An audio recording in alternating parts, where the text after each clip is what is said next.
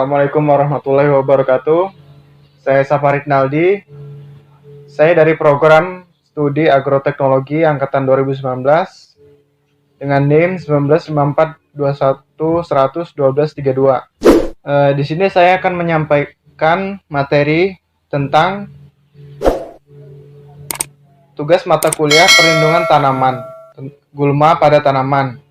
Gulma adalah sebagai tumbuhan yang tumbuh pada areal yang tidak dikehendaki tumbuh pada areal pertanian. Gulma secara langsung maupun tidak langsung merugikan tanaman budidaya. Pengenalan suatu jenis gulma dapat dilakukan dengan melihat keadaan morfologinya, habitatnya, dan bentuk pertumbuhannya. Berdasarkan keadaan morfologinya, dikenal gulma rerumputan, grasses, teki-tekian atau sedges, dan daun lebar atau broadleaf. Golongan gulma rerumputan kebanyakan berasal dari famili Gramineae atau Phlokia. Gulma secara umum dapat diklasifikasikan berdasarkan habitat, karakteristik, siklus hidup, morfologi, dan tingkat serangannya. Kemudian pengelompokan gulma berdasarkan karakteristiknya. Yang pertama, gulma rumput atau grasses, yaitu gulma yang memiliki batang bulat atau pipih, berongga, dan bentuk daun sempit. Kemudian yang kedua, gulma teki atau sedges, ialah gulma yang memiliki batang bentuk segitiga, kadang-kadang bulat, dan tidak berongga, serta mempunyai sistem rizoma dan umbi yang sangat luas. Dan kemudian yang ketiga, gulma daun lebar, broadleaf weeds, ialah gulma yang berdaun lebar dan banyak terdapat stomata pada permukaan daun bagian bawah.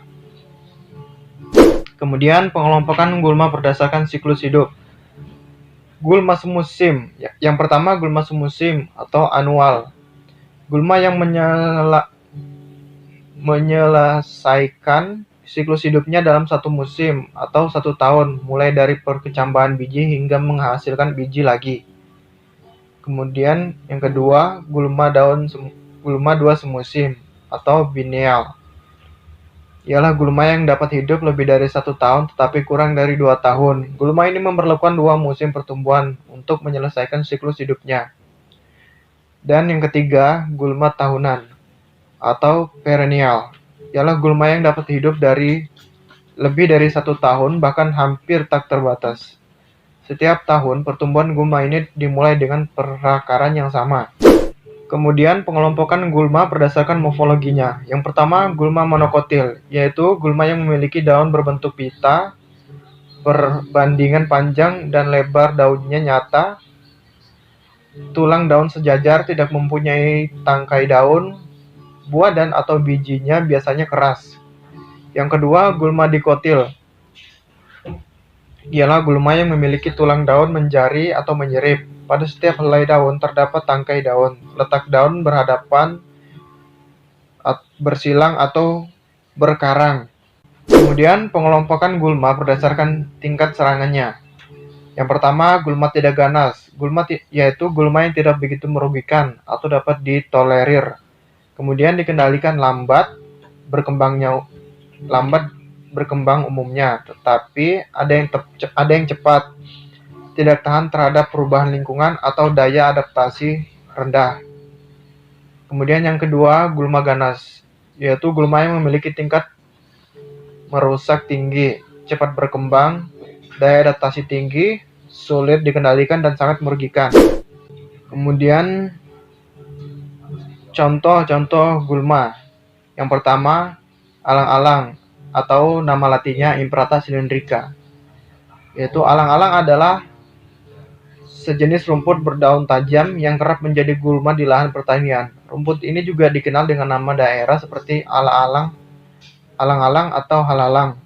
Alang-alang dapat berkembang biak dengan cepat, dengan benih-benihnya yang tersebar cepat bersamaan dengan angin, atau melalui rimpangnya yang lekas menembus tanah yang gembur. Berlawanan dengan anggapan umum, alang-alang tidak suka tumbuh di tanah yang miskin, gersang, atau berbatu-batuan. Rumput ini senang dengan tanah-tanah yang cukup subur, banyak disinari matahari sampai agak teduh, dengan kondisi lembab atau kering. Kemudian, gulma yang kedua, rumput teki. Teki ladang atau Ciperus rotundus adalah gulma pertanian yang biasa dijumpai di lahan terbuka.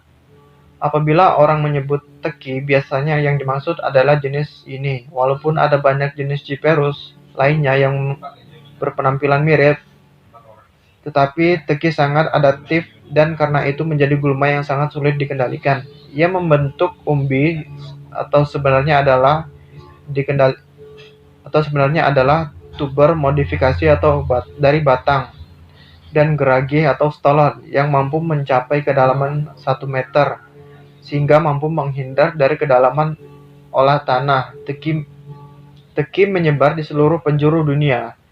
Tumbuh baik bila tersedia air cukup, toleran terhadap genangan air, mampu bertahan pada kondisi kekeringan. Kemudian gulma yang terakhir, eceng gondok. Eceng gondok atau enceng gondok dengan nama latin Eichhornia crassipes adalah salah satu jenis tumbuhan air yang mengapung. Eceng gondok memiliki kecepatan tumbuh yang tinggi sehingga tumbuhan ini dianggap sebagai gulma yang dapat merusak lingkungan perairan. Kemudian penyebaran gulma. Yang pertama, alang-alang. Alang-alang dapat berkembang biak dengan cepat dengan benih-benihnya yang tersebar cepat bersama angin atau melalui rimpangnya yang lekas menembus tanah yang gembur, berlawanan dengan anggapan umum. Alang-alang tidak suka tumbuh di tanah yang miskin, gersang, atau berbatu-batu. Rumput ini senang dengan tanah yang cukup subur, banyak disinari matahari sampai agak teduh dengan kondisi lembab atau kering. Kemudian rumput teki. Rumput teki sendiri berkembang biak dengan stolon atau disebut juga geragi. Selain itu, rumput teki sendiri juga membentuk umbi yang pada dasarnya hanyalah modifikasi dari batang. Stolon atau geragi sendiri adalah perpanjangan dari batang utama. Biasanya stolon sendiri dapat berada di sekitar 1 meter di bawah permukaan tanah. Hal inilah yang menyebabkan rumput teki sangat susah untuk dibasmi secara total. Dan yang terakhir, contoh gulma eceng gondok. Eceng gondok tumbuh di kolam-kolam dangkal, tanah basah dan rawa. Aliran air yang lambat, daun, tempat penampungan air dan sungai. Eceng gondok hidup mengapung di air dan kadang-kadang berakar dalam tanah. Tumbuhan ini dapat beradaptasi dengan perubahan yang sangat ekstrim dari ketinggian air, arus air, dan perubahan ketersediaan nutrien, pH, temperatur, dan racun-racun dalam air. Pertumbuhan eceng gondok yang cepat terutama disebabkan oleh air yang mengandung nutrien yang tinggi, terutama yang kaya akan nitrogen, fosfat, dan potasium. Kemudian, teknik pengendalian gulma. Yang pertama, teknik pengendalian gulma secara terpadu dapat dilakukan sebagai berikut. Gulma ditebas dengan parang, kemudian dihamparkan di lahan sebagai mulsa. Yang ketiga, gulma ditebas dengan parang, kemudian dilakukan pengolahan lahan atau tanah, selanjutnya dilakukan penanaman padi dan penyiangan penggunaan herbisida pratumbuh.